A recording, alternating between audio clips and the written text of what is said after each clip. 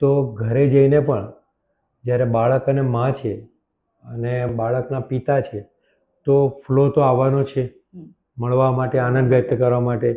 તો થોડીક મેટ્સ પણ હોય છે કે ભાઈ અહીંયા કાજલનું ટપકું લગાવી દેવું, પછી નવડાવવાની બાળકને. હા, તો એમાં બી કેટલી કાળજી લેવી જોઈએ. ઘરે બાળક જાય છે અને કેટલા દિવસ પછી ફરી બોલાવાના છે, તો જ્યારે ફરી આવે અહીંથી જાય છે એ સમયગાળામાં માતાએ શું કાળજી લેવી પડશે, ફેમિલીએ પણ શું કેર લેવી પડશે, એના પર થોડીક વાત. ઓકે, જ્યારે અમે બાળકને અહીંથી રજા આપીએ છીએ ત્યારે પહેલી વસ્તુ બધા જ સગાને, બધા રિલેટિવ્સને એ જ સમજાવીએ છીએ કે બાળક નાનું છે, બરાબર, સરસ છે, બાકી છે પણ નાનું છે, તો એની રોગપ્રતિકારક શક્તિને આપણે વારંવાર ચેલેન્જ નહીં આપવાની. આપણે વારંવાર એને અડિયા કરીએ તો બાળકને ચેપ લાગવાની શક્યતા વધી જાય.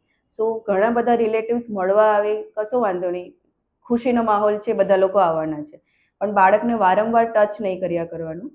બાળકને શાંતિથી રહેવાનું, દૂરથી જોઈને આવી જવાનું. બીજું, ઘરે જઈને એક ઘણી ઇમ્પોર્ટન્ટ તકલીફ એ આવતી હોય કે બાળક ઠંડુ પડતું હોય, તો ઘરે બરાબર કવર થઈને રાખવું જોઈએ.